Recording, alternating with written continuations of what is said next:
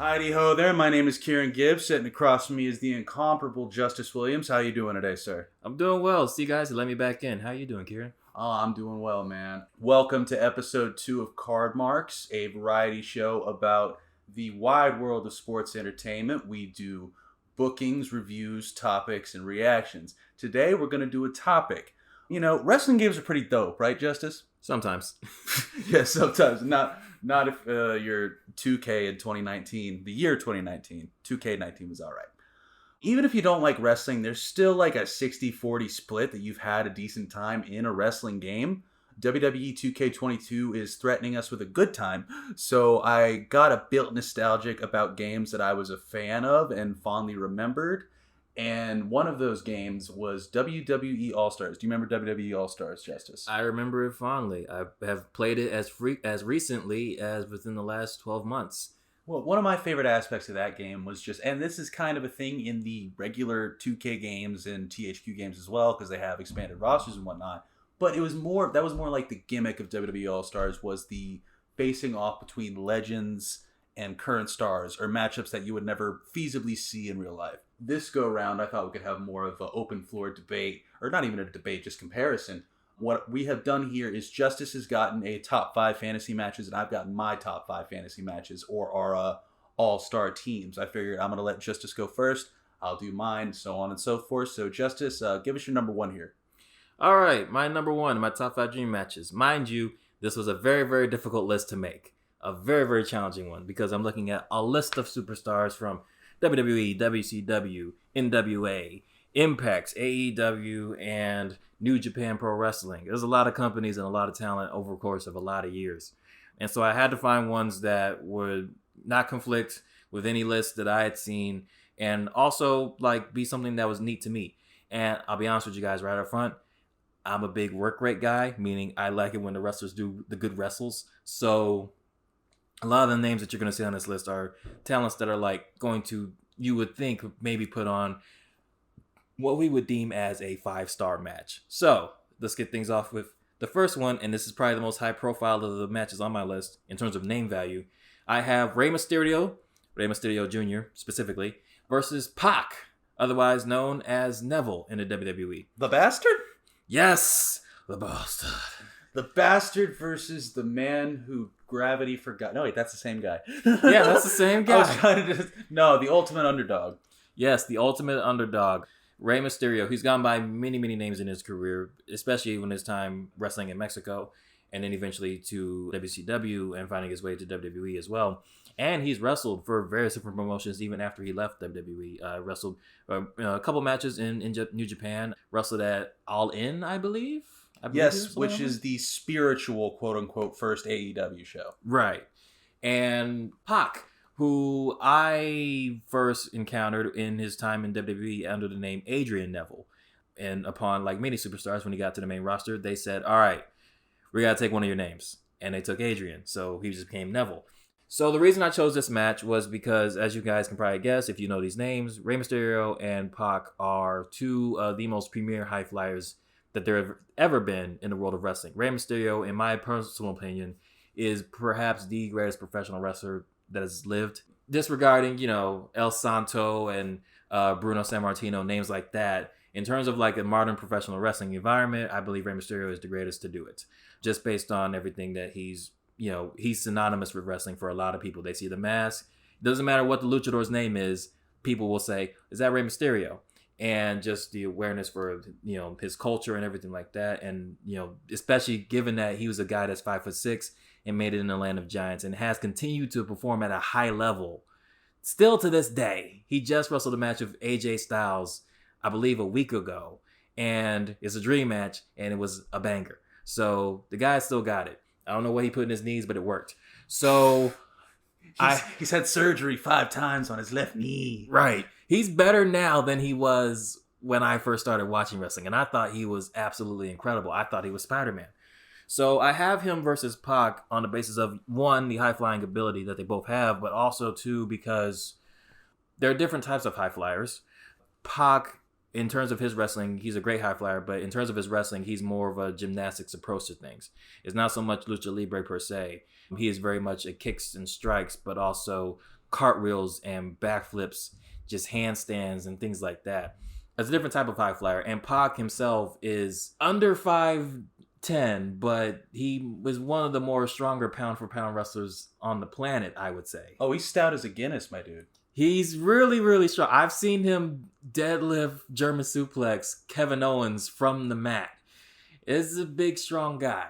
I would say that Pac would have, he would bring something unique to this because he could serve as a base for Rey Mysterio's awesome array of fly-fighting stuff, and he can basically do things that Rey Mysterio probably can't do because Rey is a different type of high flyer. But yes, so basically I would think there's an interesting dynamic in terms of wrestling, in terms of telling the story with a Pac who is, the bastard, who believes he is truly the king of all the cruiserweights against Rey Mysterio, which translates to King Mysterious. So I think that would be a great match that, believe it or not, I don't think we've ever had because their paths have never crossed. No, it's like two ships passing in the night. I think that's a really interesting dynamic, and I really like that you brought up the Rey of it all because, in the video package in my mind, I can just hear Rey Mysterio going, you know what Rey means, Pac?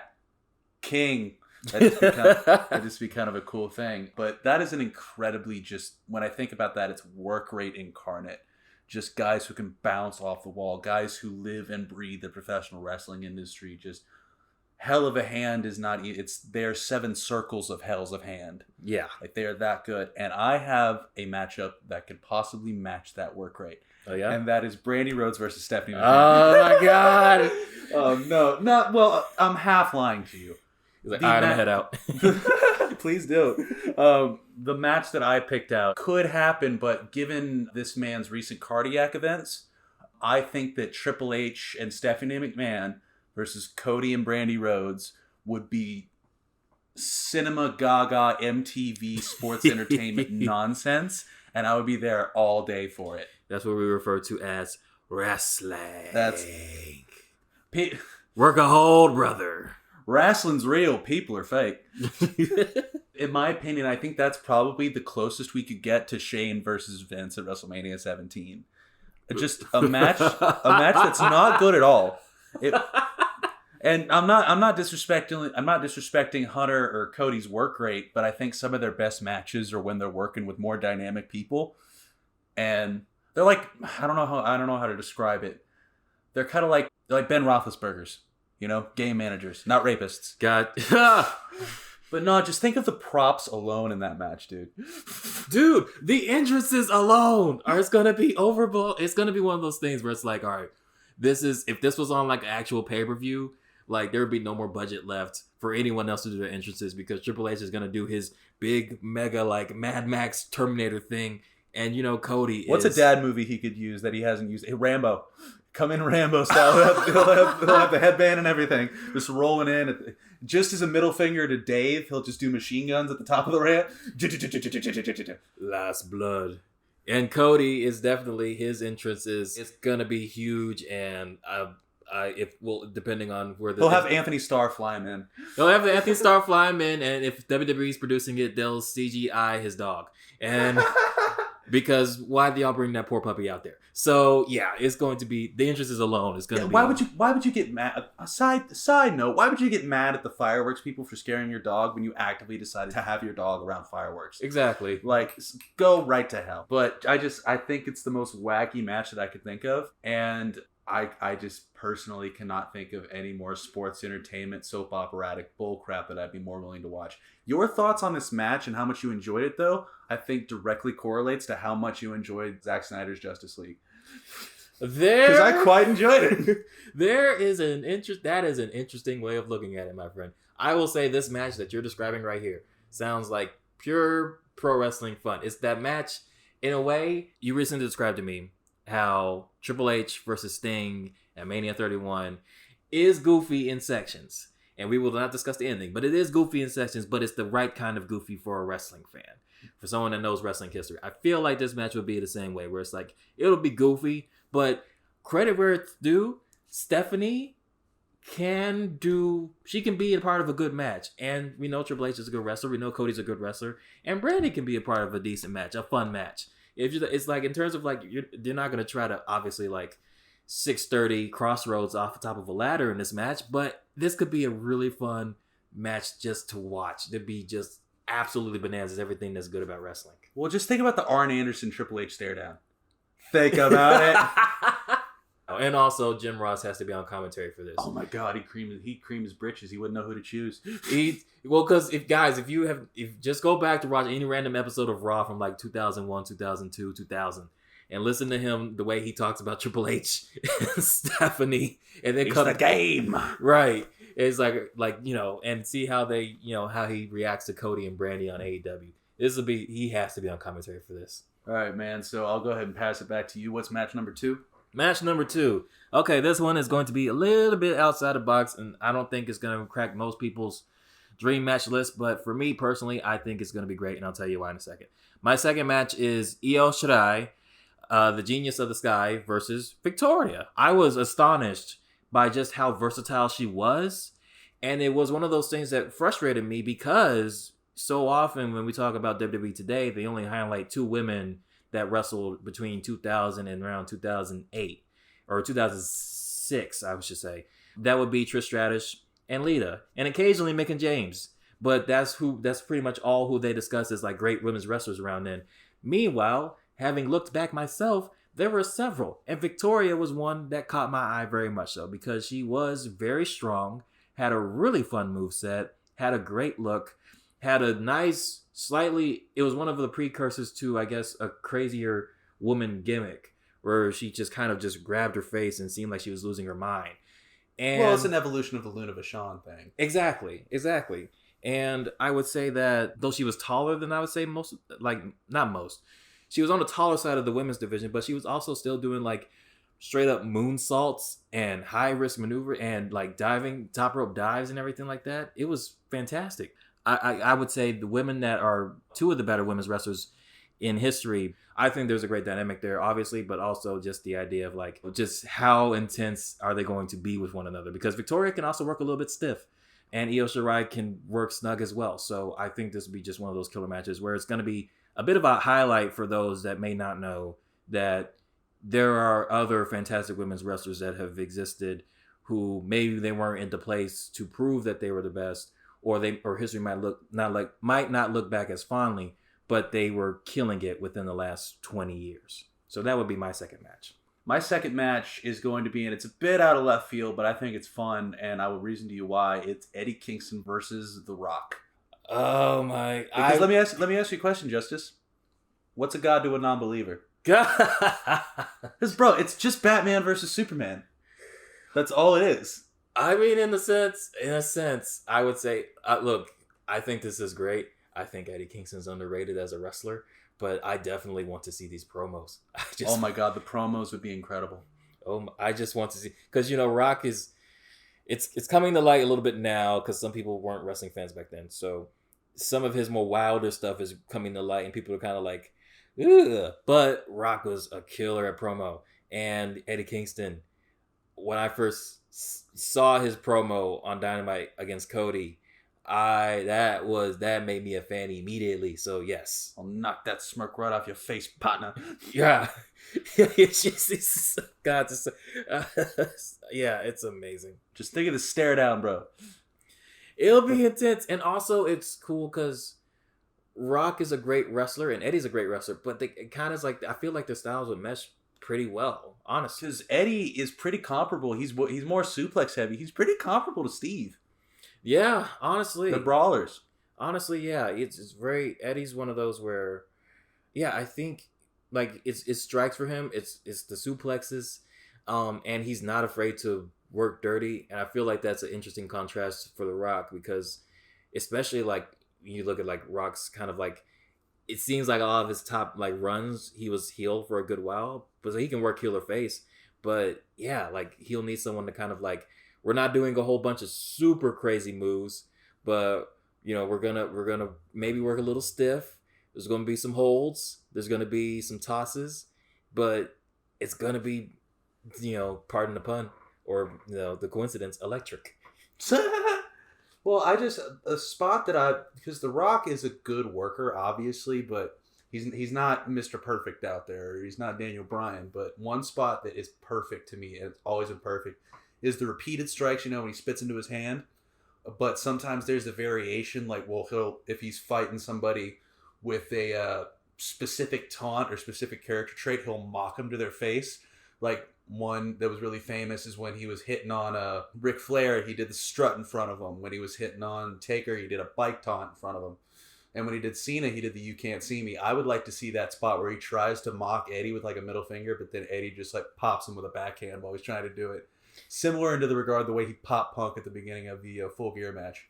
That's the other good thing about this match is that Rock, it's people bring this up, is a great seller. And I think that with the way Eddie strikes and the way Eddie tosses people, I think it would just make Eddie look like $1 million. It's one of those things that just absolutely Eddie would look totally awesome against.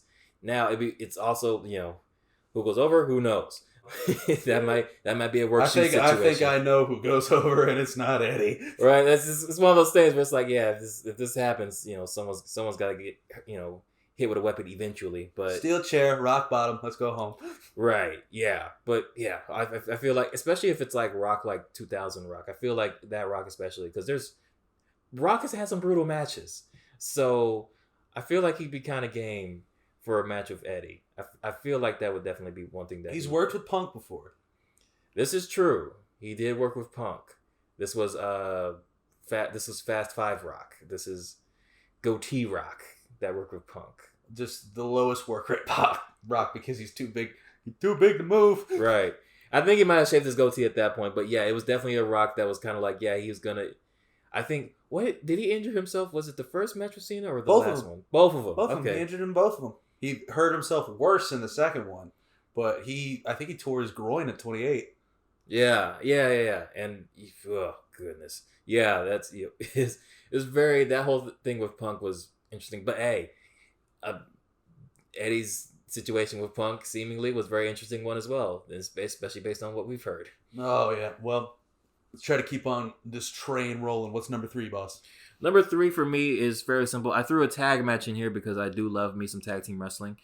The match I chose was the Usos versus DIY. Similarly to Io Shirai versus Victoria, this is a case of maybe not the first picks that come to mind in terms of like tag team wrestling for a lot of people. But I believe for me and personally, I think the New Day is the best tag team of all time. They didn't make this list, but I have so much love for the New Day as a trio and the way their tag wrestling works, and as individual superstars themselves. Each of them are immensely talented and could be world champions. 2 of them have. But the Usos, in a way, it takes 2 to tango. And I feel like part of the reason I say that with the New Day is because they had such great partners in the Usos who honestly could also stake a claim for being probably the greatest tag team in all of wrestling, especially today. Mm-hmm. I think that the Usos, as a unit, they've evolved over the course of their time in WWE, but they, especially once they crossed over into the Usos Penitentiary era towards the end of 2016, and then we're wrestling on SmackDown with the likes of American Alpha and Fandango and Tyler Breeze, and then eventually the New Day with that whole feud where, out of spite, because they kept getting booked on the pre-show, just ended up wrestling the best matches on the card. And eventually were finally rewarded with a Hell in a Cell match. And even had a Mania encounter that unfortunately wasn't booked to everyone's liking, I don't think, because based on stories that we've heard from various people about that with the Harper and Rowan. But yeah, the Usos are a fantastic tag team. They're the ones. And DIY, coincidentally, that was the first match of me. For me, watching NXT was an NXT takeover in Toronto, I believe. It was a card that had Mickie James versus Asuka, and it had Samoa Joe versus Shinsuke, I believe. And the match on the card that made me think, oh, this is what wrestling can be, was the DIY match that they had against, at the time, the Revival. Currently FTR, yes. FTR. So that match to me was pure, I was mind blown by that. And so I have a soft part in my heart for DIY. I'm a big Gargano fan. I love Tommaso Ciampa's heel run. It's one of my favorites of all time. And I think they're both excellent workers. And I would love to see what they would be like to mix it up with the Usos. Because it's one of those matches that, unfortunately, while they were in the company at the same time, technically, we never got to see that. Johnny Gargano has since departed from the company. Tommaso Ciampa might be making his way up to main roster at some point very soon. He was on Raw. He was on Raw. He's on Raw, and he was previously. They had teamed up together previously, like right after the Royal Rumble, going into 35, WrestleMania 35.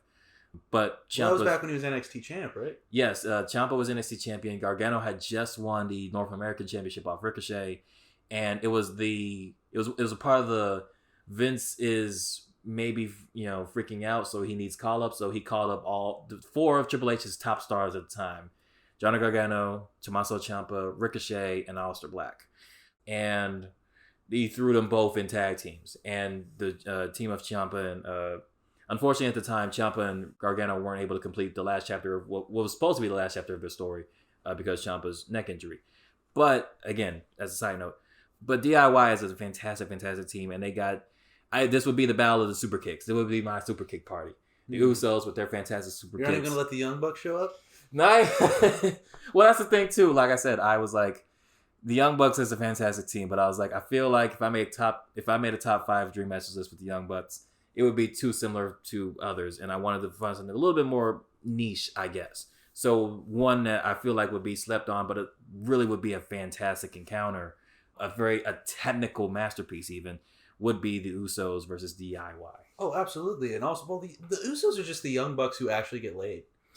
Well, that is a way of looking at it. No, well, the Usos are phenomenal, and it's very much the Midnight Express and Rock and Roll Express kind of thing with them in the New Day. Yeah, it's neck and neck. Yes, I would agree, and it's always competing for. It's one of those feuds that I know some people may differ on this, but for me, it's kind of like a Sami Zayn versus Kevin Owens. It's like I could watch them fight forever. I could watch the New Day and the Usos fight forever. And as their characters, like the Uso Penitentiary, kind of the more I would say personally, the more gangster and very much kind of like take no crap from anyone, and even a part of Roman's the stable that they have now with Roman Reigns, even as a part of that, like they're in a sense kind of actually scary because they just feel more. It feels more like them. It is them in a sense, and that translates across the TV screen. It doesn't feel like they're trying to play characters. And I feel like that mixes well with DIY, who Johnny Gargano, his whole thing is he's what you see is what you get with him. And Ciampa is fantastic at the character work. That character, the Psycho Killer, just works. And I would love just to see that dynamic against people who at all times feels like they are not scared of anyone at any given time. Because I would love to see those promos versus Ciampa, or at least the packages of Tommaso Ciampa and Johnny versus the Usos, even if it just ends up being the Usos talking trash, that's scary, Ciampa talking trash, that's scary, and Johnny Gargano barking like the little dog in the thing because he's just got perma baby face thing. But he'll throw in some good one lines. I have not forgotten how he totally dismantled and kind of disrobed Cross when he talked about his inability to work, basically. Sounds hot. Yeah. It was a whole thing. It's him and Adam Cole were just like, yeah, man, your footwork sucks. And I was like, well, dang, that's what's he supposed to say to that? But yeah, I would love to see DIY versus the Usos, even if it means 500 super kicks minimum. The typical dream match involving at least one of these guys. When you bring up John Cena, let's be real. Who's the one guy that you think of John Cena versus? Big Boss Man. I hate you. It's Hulk Hogan, you douche. Oh, Hulk Hogan? John Cena versus Hulk Hogan is the layman's dream match because those are the two people, besides Stone Cold Steve Austin, who people have heard of. Like, those are the two big faces, the most profitable people in the history of the WWE. That is not my dream match. My dream match is John Cena versus Randy Savage, because Randy Savage is Hulk Hogan who can actually work. What a swerve. I like this so much. They're the big body sports entertainment men, but Randy Savage especially can go. And John Cena is not a slouch by any stretch of the imagination. He was the only one before the advent of NXT who had a 5-star match in WWE in the 21st century. I will say just... him and CM Punk, but I digress. That is true. I will say, even star ratings aside, I reject the argument that John Cena cannot work. And my reasoning for saying that is he's had too many excellent matches with too many opponents for me to believe that the man can work. I understand that, yes, Cesaro and Neville and Sami Zayn and the whole U.S. title run and AJ Styles and God, the list goes, Edge, Shawn Michaels. I understand that's a lot of great names, but I've seen wrestlers who wrestled all big names before who the matches were just all right. And so John Cena is an excellent wrestler. I've vastly underrated by a large segment of the wrestling population. Well, he's the Tom Brady of wrestling. Yeah. Basically, as much as I hate to admit it, but... New England guy, yeah. The reason I picked this match and kind of the mentality I had behind it, it's my Spielberg match, essentially. Because this is just going to be everything that you should like about sports entertainment, the same way that a Spielberg movie should be everything you like about going to the movies. It's the spectacle of it. It's the big, larger-than-life characters while doing all these crazy things. I'm going to tell you right now, I feel like Peacemaker would be a fan of Bonesaw McGraw. Oh, and that's the thing. I'd watch that match. I'd watch that match so great. Listen to Be a Man. It's one of the greatest albums ever written. Do yourself a favor. Let's move on to number 4. Number 4 for me. All right. So this one is a larger of a match. I've gone through all the singles matches on my card, but number 4 for me, and this was a very personal one for me, is Athena versus Bianca Belair versus Naomi versus Sasha Banks. A fatal 4-way match. Athena, for those of y'all that don't know, I'm not referring to the goddess of war in Greek mythology. I'm referring to Ember Moon. So Ember Moon, to me, is a fantastic wrestler, of course. One of the best finishers in wrestling that I've ever seen in my life. I understand a lot of people get mad when they see Kevin Owens do a Stone Cold Stunner or Leo Rush or Lince Dorado hit a springboard Stone Cold Stunner. But I don't think there's any argument that Ember Moon's top rope diving spinning stunner is amazing. I'm not sure exactly what she's going to call it now, but when we were watching WWE and NXT, it was the Eclipse. Bianca Belair is a world-class talent. One of these talents that they picked up, not from the world of wrestling, but took to it like a fish to water. And really just the future of the industry, I believe. One of the names that they absolutely should be putting their money behind and pushing as a top star because she is the total package. She's everything that you want out of a superstar. Naomi, for me, is a talent that I feel like the company slept on for many, many occasions and highly underdecorated, in my personal opinion. She's one of these talents who every time, especially during the Rumble season, when she shows up, the internet goes wild just based on there's a lot of people that have never seen wrestling before and this is their first pay-per-view and they see her and she looks like something straight out of a comic book. And her moveset is absolutely phenomenal. And when she does get a chance to talk on the mic, it's very real to her. She just naturally is a good talker. So Naomi is one of those talents where I feel like she's been not given the ball enough. And Sasha Banks, I feel like I would be just repeating the tune that everyone that pays attention will be repeating, that Sasha Banks is one of the best female wrestlers in the world of all time. Like, her resume speaks for itself. All the matches that she had with all the other horsewomen, her match with Asuka. She's kind of the Patrick Mahomes of the WWE. If John Cena's the Tom Brady. That's a good comparison as well. Look at him. He knows the sports balls. Sports!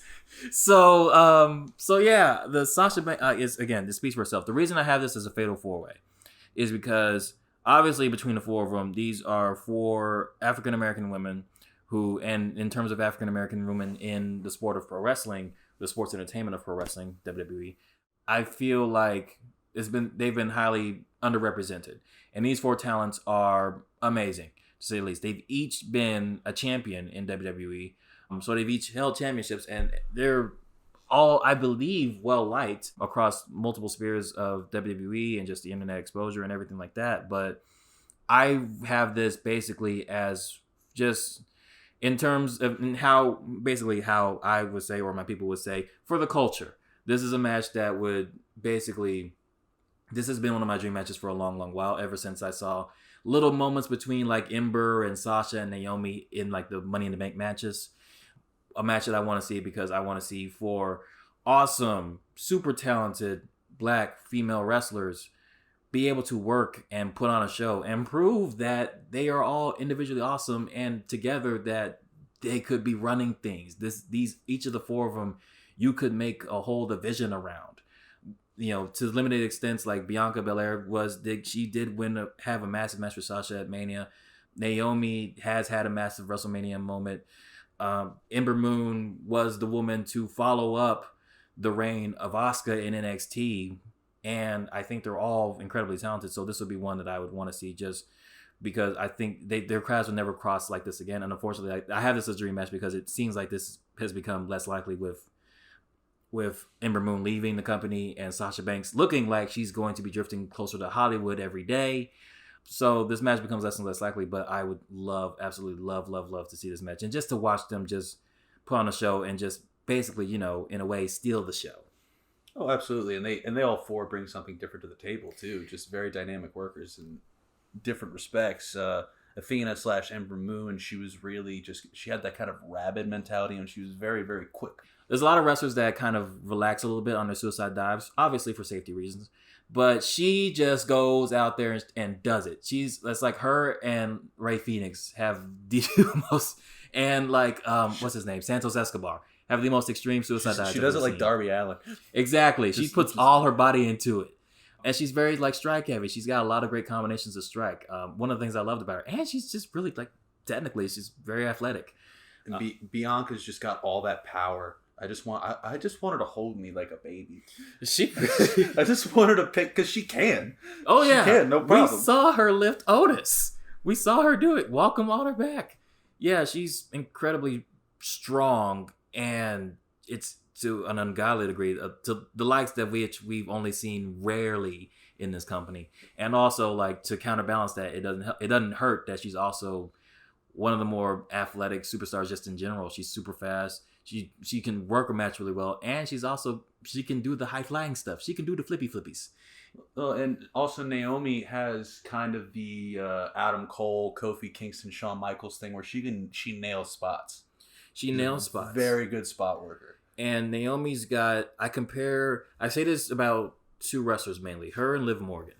With Naomi, what I say about them is they have this, even if they might not technically be the most technically sound, I said that twice, even if they might not be the most technically sound wrestler, they are two of the most creative wrestlers that I've ever seen. So it kind of makes up for that in a sense. So with Naomi, she's one of these wrestlers where, yeah, her strikes might not all look as snug as, say, like Ember Moon's, for example, and she may not have the strength of Bianca, but she's going to do stuff in that match that I have never seen before, or have never seen before, like the way she does it. And I think that is really, really necessary in wrestling, especially when you're constantly trying to figure out new ways to tell stories with in-ring work. And Naomi does that. She does. And then Sasha Banks, just Sasha Banks.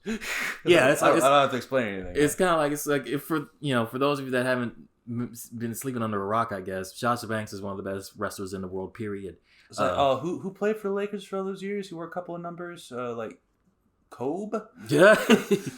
Yeah, it's like the guy that Shaq knows him or something. Yeah, something like that. But yeah, it's like she's just phenomenal. I know some people think like between her, people try to rank the Horsewomen in terms of their in-ring ability.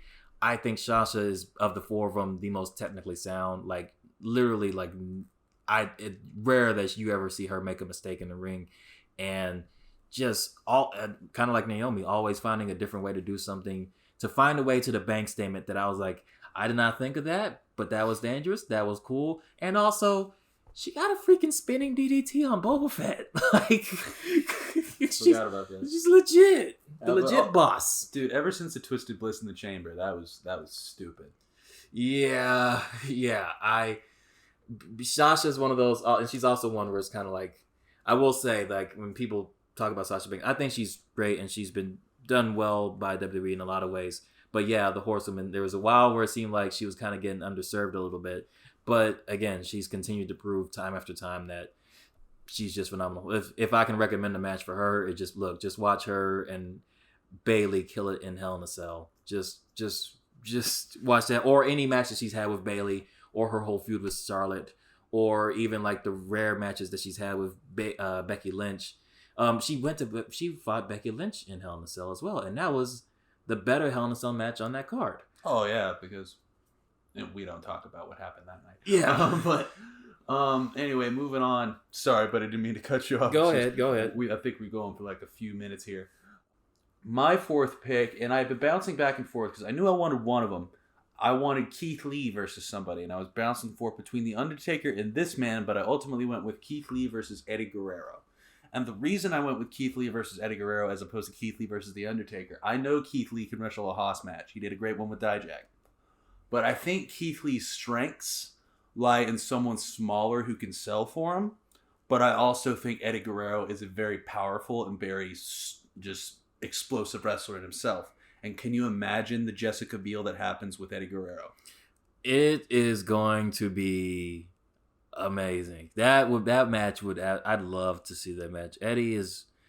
It's again. It's like one more is everything to be said about Eddie Guerrero, but he's just a fantastic worker. And seeing someone, because it's interesting that you bring this one up too, because Eddie was a good point in terms of a cruiserweight per se. Whereas, like, he was the base for guys like Rey Mysterio and whatnot. But he's still, like, a big dude. So, in a way, like, he literally, like, he could hit Three Amigos on Brock Lesnar. Mm-hmm. So, it would be interesting to see him mix it up with a guy like Keith Lee. Because it's kind of like, well, he gets to do all his high-fly stuff. But also just kind of say, like, all right, so what are the limits of Eddie's strength? Like, how could his strength match up against Keith? Also, just I feel like this would be a great character work match. That's the point I was gonna make, because part of what I like about Keith Lee is just not only his in-ring work. He's probably one of my favorite in-ring workers of the last 3 years that I've seen. But he walks around and he just has such an intimidating presence. He's like Thanos, you know? Yeah. And another great character work aspect that would be in that match is Eddie's just everything about him. Because he's always telling the story. His entire gimmick is lying, cheating, and stealing. I can just picture it in my mind right now. Keith Lee busting him on something. And Eddie's cell trying to get out of it. Just like, hey, man. Are we cool? Yeah, I think what you're saying, Keith and Eddie both have this sense about them where when they would walk into the arena, they were just like, they seem like the most comfortable people in their environment. Like, they're absolutely, like, just their swagger and everything. Like, they're just comfortable where they're at. And so, yeah, that'd be interesting. I would ask you this: which version of Eddie would you try? Would you want the Eddie that we know? Remember that was Latino Heat, baby. Latino Heat. Okay, I'm with it. Because in my head I was thinking, I was like, well, what would it be like? Because when Eddie did his heel run following his match with Ray at WrestleMania 21, that Eddie, that darker Eddie, that kind of just mean mugging everybody. That Eddie versus a Keith Lee also, I feel like, could be interesting, because I also feel like we haven't, Keith Lee doesn't, in terms of like his character, because he could kind of like bounce off that funny, or he could bounce off that like aggressive, because we didn't get to see and at least for us as big guy WWE guys, that's kind of how we first really got to know Keith Lee. We didn't get to see a lot of them just outright just aggressive in terms of the entirety of a feud, and when we did, it was like the cross feud, and that we just all kind of try to forget. Well, the thing I was mentioning that I mentioned, the scenario I had in my head with Eddie getting caught by Keith, it'd be similar to, it's my favorite wrestling gif of all time. It's one where Finn's in the corner, he's about to do the shotgun, and then Keith just shows up behind him looking menacing as all hell. I basically want it to be that, but just Eddie turns around and reacts to him. Again, just like, son of a bitch. Right. Again, it's like everything that's great about wrestling just could be fun storytelling gear. And also, like, I'm pretty sure Keith would do some things that we would not believe Keith could do, just character-wise. That would be funny. It'd be fun to watch. And honestly, I put Eddie over. I probably would too. Although I will say, Eddie would take the pounce. And it would probably be the funniest pounce that we had ever seen, outside of the Adam Cole flying into the crowd one. If I had to guess, he'd pounce him out of the ring. And then Eddie just turns around and starts going like, no, and he just starts walking up the ramp. He's just leaves. Just like, nope, screw it, I'm done. Just leaves, takes Lee's jacket, and then just fight. I quit. Oh man, I want to see that so bad. For my final match, and this is a triple threat: Shingo Takagi versus Ilya Dragunov versus Dijak, aka T-Bar, aka Dominic Dijakovic, aka whatever they're gonna end up calling him. Yes, this is, like I said, I am a work rate guy, and this would be probably the most physical match on my card. Shingo, for those that don't know, that may not be familiar with New Japan, Shingo Takagi he was most recently their heavyweight champion before he lost the belt in the first night of the most recent Wrestle Kingdom. but he had been carrying the belt while New Japan's going through a weird phase where a lot of their talent had been injured or sick during the pandemic and everything like that. And Shingo, prior to this, was carrying their never openweight title, which was basically the bad, toughest, I'm the toughest dude in the yard title before he lost it to the ace of the universe, Hiroshi Tanahashi. But Shingo, to describe him in short terms, he's a tough, mainly serious, just, warrior in the ring. There's not many things I can describe him as. He has a signature move that's referred to as the Last of the Dragon. And I think if you told me, being a comic book guy, if you told me dragons walk the earth and many of them had to stay alive, became the form of man, much like Fing Fang Foom, and and now he's the last of his kind, and he's just, I would believe it because this dude literally fights like he's got the heart of a dragon in him. And his matches are stiff and brutal, and he was in their junior division, but it was one of those things kind of like an Eddie Guerrero where it's just like, he's a junior, but that's a big dude, and he can toss around a lot of big boys. Ilya Dragunov, he's carrying NXT UK on his back right now. I told Kieran when I saw his first match with Walter in NXT UK, this is the closest thing I've seen in real life to a Daredevil versus Kingpin fight. It's one of those things where it's like, hey man, can someone tell him this ain't real? Dude, like that match, as much as I love Bryan and Roman, Bryan's retirement match, it's the best empty arena match that they've ever had. It's the best empty arena match they're ever gonna have.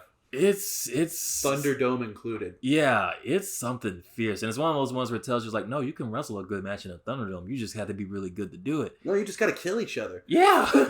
Yeah, really. And Dragunov is one of these talents, and he's had a couple matches where he's been able to showcase his ability to a wider audience, where he's wrestled like Finn Balor and Cesaro on various like takeovers or network events when they had the WWE Network, where he's able to show just how good he is. And I think he's just phenomenal. And Dijak I have in this match kind of as like a counterpoint because everyone loves Keith Lee. And that's awesome. I love Keith Lee. But I think most people say his best matches are the ones he's had with Dijak because they're two big dudes, two kaijus, if you will, just battling it out and doing stuff that those guys their size couldn't do. With Lee, it's impressive because he's a wider guy. With Dijak, it's what made a lot of his work impressive, especially like his springboard stuff, was that he's the size of a skyscraper. He's the size of like a forward in the NBA. And not only can he move like to do the cruiserweight stuff, but it's just kind of like just watching him, he's slender. So you're looking at it just like his knees are gonna buckle, and they never do. Dude, it's like watching Tess do a springboard. Like, right, it's incredible. And I feel like it's part of it's been his booking ever since he got called to main roster. The whole T-Bar thing in Retribution, which I'm sure I'll talk about at a later date. But for right now, just suffice to say, he's better than what they've given him. Super funny guy, honestly. But also like just one of these where I feel like one of the closer things that we've had in pro wrestling to an actual like, oh my God, I'm blanking on the name. We're live, pal. What is the guy? Okay, the family that Rocky IV. Oh, Drago. There we go. Yes, there's a very much of Drago energy to him, which are either the Dragos that you want, but there's a very Drago energy to him in the way he fights, and he's very stiff, and he's got a lot of combinations and everything like that, which is why I think this match would be great because these are very, very stiff dudes. They're all gonna take bumps on their neck, which is gonna be scary to watch, but it's gonna be really cool. And also, just I feel like they can figure out a lot of really cool combinations of kind of working here, especially since Dijak's the biggest of the three of them, and he's probably going to do the most flippy stuff. But they're all just going to turn themselves into human weapons. Every inch of their body is going to be a weapon, and they're just going to beat the ever-loving mess out of each other. And I'm here to see it. Big meaty men, slap me. Oh yeah, very much. It's gonna look. I'm gonna say this. Like very much this is a thing that they have in New Japan that they don't have in the WWE. In New Japan, when the match ends, they have young boys come in with ice packs to ice them up. This is the type of match that's going to require a lot of ice packs, maybe an ice bath, a back to tank, a lot of different things because they're gonna just again, this is gonna be the type of match where you're gonna sit back and like, hey, let them know that we gotta work tomorrow. Like, don't do just don't kill each other like that. Oh, there goes his sternum. Yeah, it's just like, you know, just the kind of match where it's just kind of like, yeah, this is probably this is could be a career ender, but also like the greatest match of their careers. Dude, that match would be stiffer than your dad. Yeah. Well then.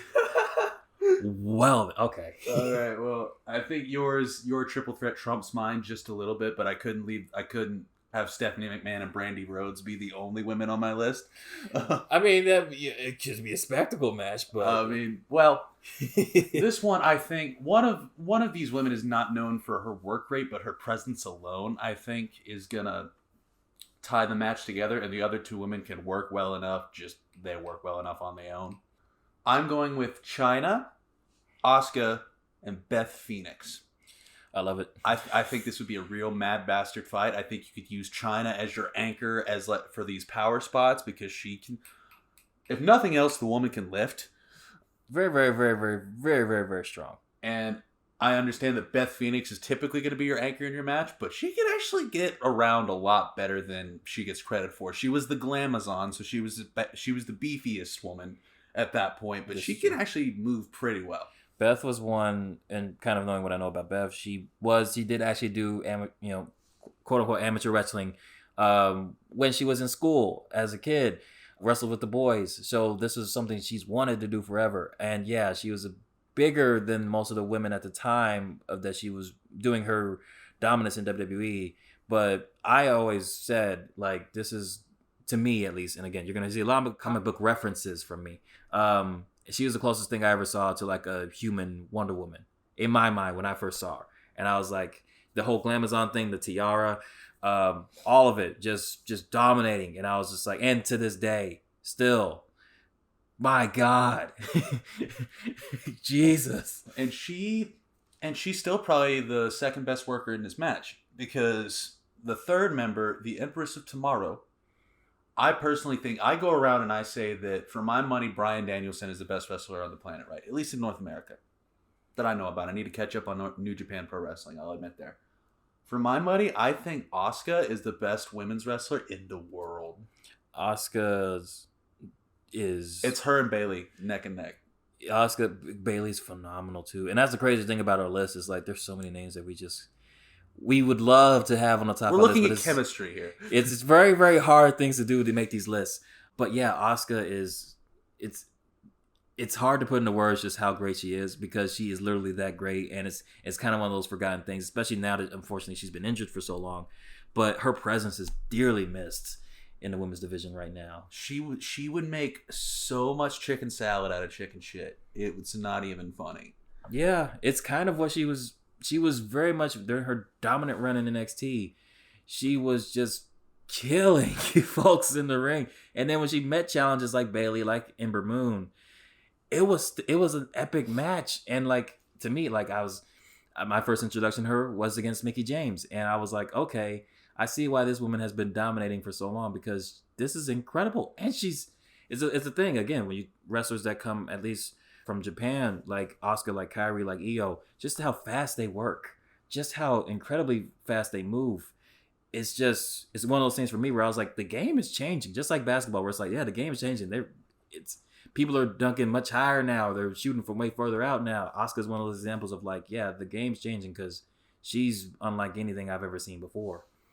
And I understand where like some people, like lame people, if we're being perfectly honest, would say, well, Chyna can't work. But let me take you over to WrestleMania Backlash.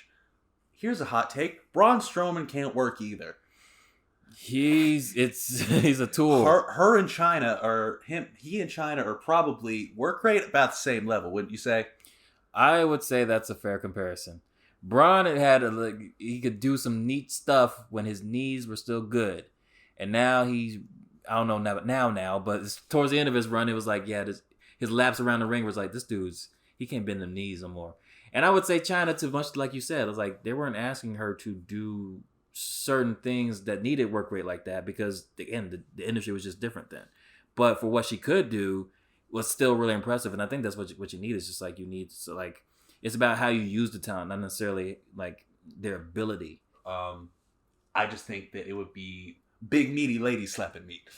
Absolutely. And there's also the good spots to be had here, I'm sure, where it's just China and Beth just trying to, oh, you think you're stronger than me? And just tossing Asuka around. And it's just like, here, you catch. You can't throw it like I could. I throw it better than you can. That type of stuff. Which would be cool, but then also just eventually Asuka just coming back and just being like, okay, I'm going to kick both your heads off if you keep tossing me like this. That actually is a tremendous spot. Like, China can just get her in a regular body slam. Beth can get her in a glam slam, and they just keep on upping the ante.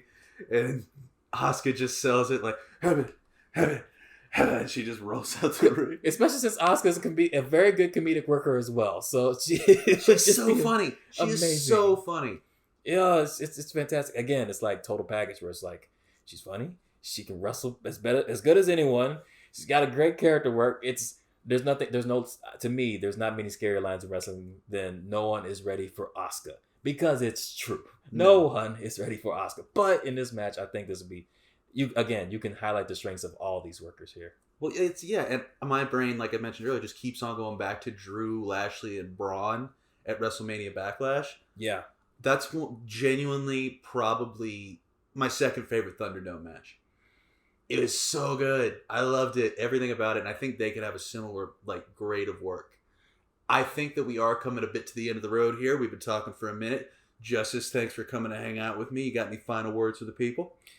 I would tell you guys that if you're going to create a top 5 list, it's going to be very, very difficult. Like I said, we've left off names. Again, wrestlers I love like Brody Lee. I left off wrestlers Batista, Bobby Lashley, guys that I like.